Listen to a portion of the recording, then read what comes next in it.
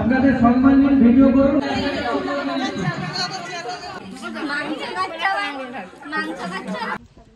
Hello guys, সবাই কেমন আছো? আশা করি সবাই খুব ভালো আছো।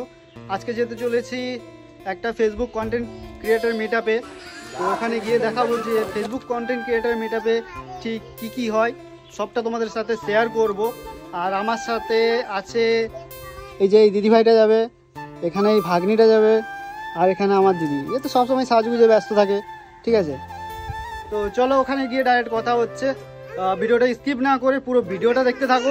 ওখানে গিয়ে তোমাদের সাথে কথা বলবো এবং সব কিছু দেখাবো। হ্যালো গাইস, পৌঁছে গেছি সেই মিটআপের লোকেশনে। আর হ্যাঁ, যদি তোমরা চ্যানেলে নতুন হয়ে থাকো তাহলে চ্যানেলটিকে অবশ্যই একটি সাবস্ক্রাইব করে দিও আর ভিডিওতে লাইক করতে ভুলো না। আজকে মিটআপে যা কিছু হবে সব তোমাদের সাথে শেয়ার করব। আমি শুধু অপেক্ষা করছিলাম যে সৌরভ দা আর রিয়া দিদি ভাই কখন আসবে। যারা যারা নতুন তোমরা মিটআপে যেতে চাও, মানে ফেসবুক মিটআপে যেতে চাও, তাহলে তোমরা এই ভিডিওটা স্কিপ না করে পুরোটা দেখো। আশা করব তোমরা অবশ্যই বুঝতে পারবে। আর হ্যাঁ, একটা কথা বলে দিই, তোমরা যদি আগের থেকে বুকিং করে রাখো তাহলে ঠিক এই জায়গা থেকে তোমরা তোমাদের ব্যাচ নিয়ে চলে যেতে পারবে সোজা একদম লোকেশন। কিছুক্ষণ অপেক্ষা করার পর বাইরে বেরিয়ে দেখলাম যে সৌরভ দা আর রিয়া দিদি ভাই চলে এসছে। এখানে আমি একটা সত্যি কথা বলবো, সৌরভ দাদা ভাই যদি ভিডিওটা দেখে থাকো তাহলে সরি, রাগ করো না। সত্যি বলতে কি, রিয়া দিদি ভাইকে ভিডিওতে যতটা মোটা লাগে অনেকটাই মোটা লাগে, কিন্তু সামনের থেকে দেখলাম দিদি ভাই কিন্তু অনেকটাই রোগা। এই মালটা আসবে না বলেছিল, ঠিক আছে? আমি যখন ফেসবুকে মেসেঞ্জারে বলি, আমাকে বলেছিল যে আমি আসবো না। মুখটা দেখে দেখো, ঠিক আছে?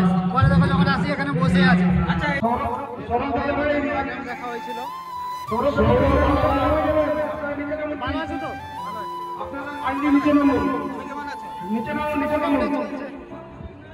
বন্ধুরা, এই যে দাদা ভাইটাকে দেখছো, এই দাদা ভাইটার সাথে 9 গ্রাম মিটআপে দেখা হয়েছিল। খুব সুন্দর ব্যবহার এনার। আমি জিজ্ঞেস করলাম এখানে এসে কেমন লাগছে, বললেন খুবই ভালো লাগছে, তেমন খারাপ কিছু নয়, খুবই ভালো লাগছে। সরি গাইজ, তোমাদের তো এই জায়গাটার নামটাই বলা হয়নি। এটা হচ্ছে 9 গ্রাম থানার খড়িকামাথানি, আর এটা হচ্ছে খড়িকামাথানির স্টেডিয়ামের মধ্যে হচ্ছে এই মিটআপটা। গাইজ এখানে এত নয়েজ আসছিল, মানে বলার নেই, তাই তোমাদের ভয়েস ওভার দিতে হলো। তোমরা একটু অ্যাডজাস্ট করে নিও।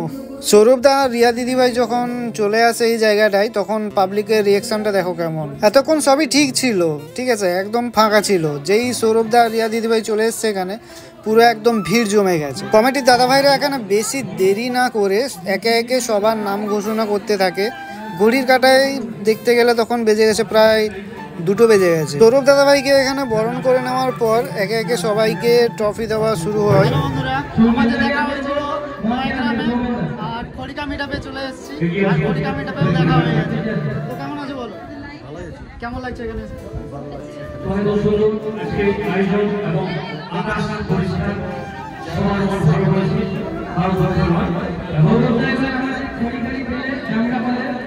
আর লোকেশনটা দেখো, খুব সুন্দর লাগছে, ঠিক আছে? এটা হচ্ছে খড়িকা স্টেডিয়াম, খুব সুন্দর লাগছে জায়গাটা।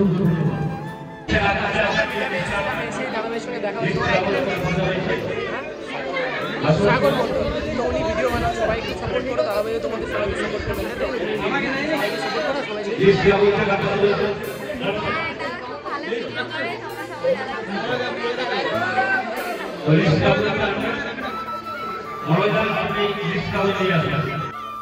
হ্যালো গাইস, আমি নিচে চলে এসেছি।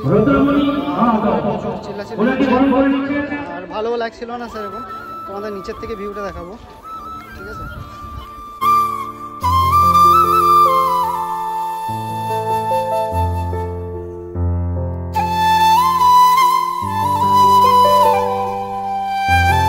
হাই গাইস, আমাদের মিটআপ শেষ, রিলস বানাও শেষ।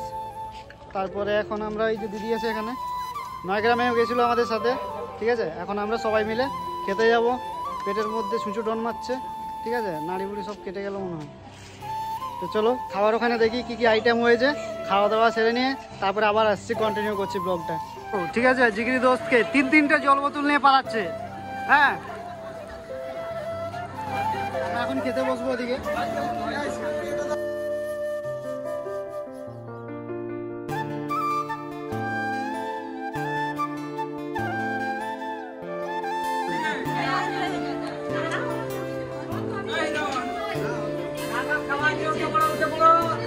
এদিকে রান্না বান্না চলছে।